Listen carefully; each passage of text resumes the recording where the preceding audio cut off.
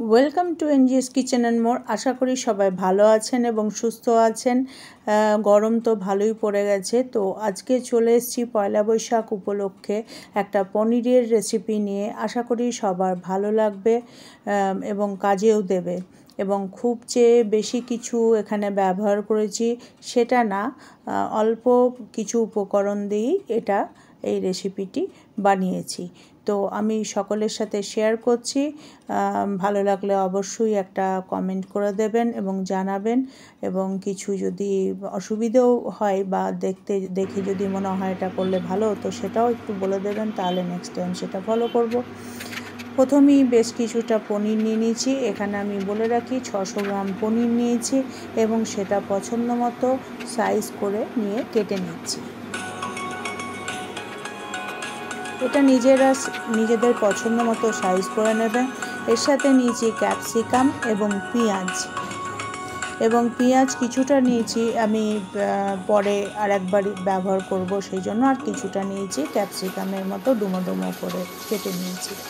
এরপর আমি একটা প্যান নিয়েছি এবং প্যানে বেশ কিছুটা সাদা তেল নিয়েছি এবং তার সাথে একটু বাটার মিক্স করে পনিরগুলোকে হালকা ফ্রাই করে নিচ্ছি। আমি ইন্ডাকশানে করছি, এটা গ্যাসেও করতে পারেন। নিজেরা ইন্ডাকশানে যেহেতু করছি, গ্যাসের হিটটা নিজেরা ঠিক করে নেবেন।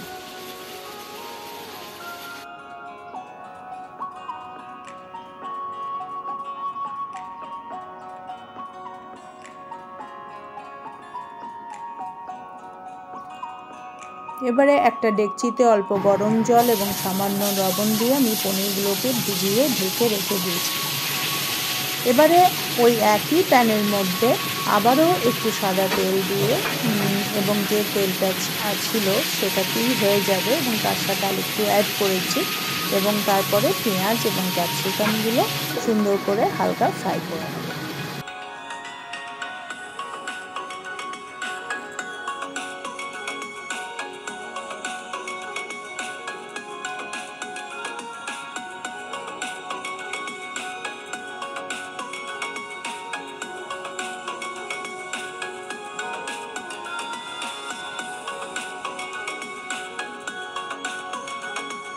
এবং ঢাকা দিয়ে আমি এটা বেশ কিছুক্ষণ ধরে উল্টে পাল্টে ফ্রাই করে নিয়েছি।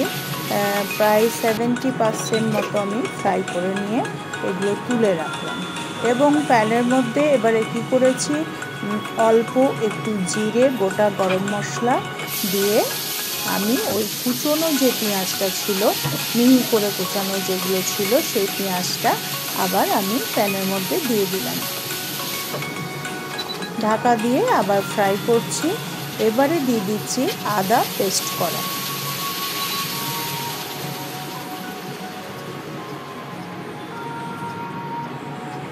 এখানে একটু আমি আদার যে ড্রাই পাউডার পাওয়া যায় সেই পাউডার একটু দিলাম। এটা একটা বেশ সুন্দর গন্ধ আছে দেখেছি, তো সেই জন্য আমি ওটা মাঝে মধ্যে ব্যবহার করে থাকি।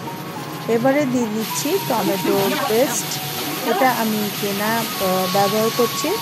যদি কারো কাছে অ্যাভেলেবেল না থাকে তাহলে আপনারা বাড়িতে 2 কি 3টে টমেটো মিক্সিতে পেস্ট করে ব্যবহার করতে পারেন। পরিমাণের ওপর নির্ভর করছে, পরিমাণ কম বেশি হতেই পারে। এখানে মশলাগুলোর মধ্যে প্রথমে দিয়ে দিলাম ধনে গুঁড়ো 2 চামচ মতো, কাশ্মীরি মির্চি এখানে ব্যবহার করেছি কালারের জন্য, আর দিয়ে দিচ্ছি হলুদ গুঁড়ো।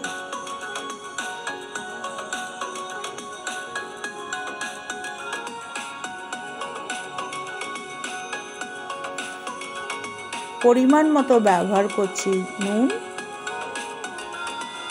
সেটা নিজেরা কম বেশি করে নিতে পারেন যে যেমন টেস্ট করেন। এখানে একটা কথা বলে রাখি, সামান্য জল দিয়ে মশলাটাকে ভালো করে কষাচ্ছি। পেঁয়াজ যা এখানে যাবতীয় আমি ব্যবহার করলাম। আমি এখানে একটা কথা ভুল বলেছি, যেটা আমি ধনে গুঁড়ো বললাম ওটা ধনে গুঁড়ো নয়, ওটা জিরে গুঁড়ো এখানে ব্যবহার করেছি, এখানে ধনে গুঁড়ো ব্যবহার করিনি। এবারে যে জলটা ব্যবহার করছি, এটা যেটা পনির আমি ডেকচিতে ভিজিয়ে রেখেছি সেই ডেকচির জল আমি এখানে ব্যবহার করছি। এখানে কোনো কাঁচা মানে ঠান্ডা জল আমি এখানে ব্যবহার করিনি এবং আলাদা কোনো জলও আমি নিইনি। এটা পনির যেটা ভেজানো আছে ওই জল দিয়েই আমি এই পুরো রান্নাটা করব।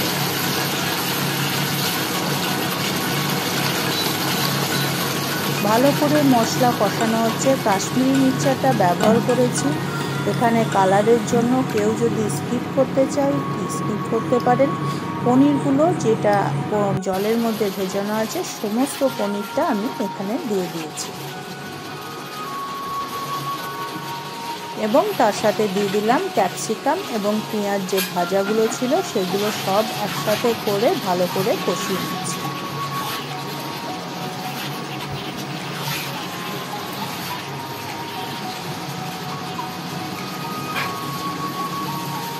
ঢাকা দিয়ে ভালো করে নাড়াচাড়া করে থেকে উল্টে পাল্টে দেব যাতে ক্যাপসিকাম এবং পেঁয়াজগুলো আরেকটু নরম হয়ে যায়।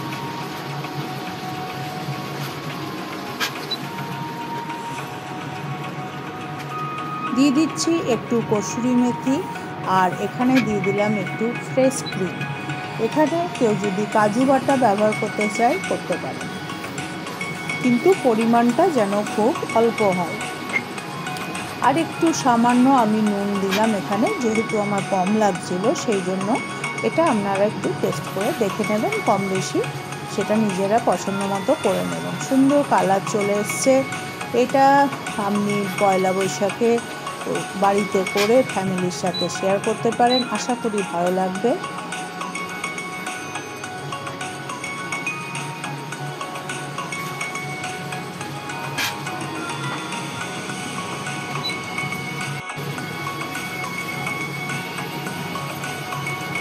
এটা রুটি, পরোটা, ফ্রায়েড রাইস, পোলাও সব কিছুর সাথেই খুব ভালো লাগবে।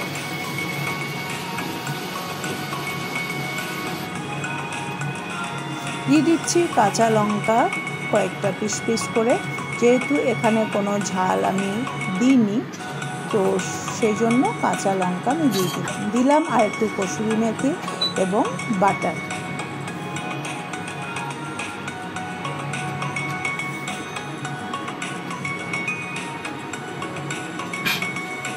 ব্যাস প্রায় আমাদের হয়ে গেছে সুন্দর একটা রেসিপি পনিরের।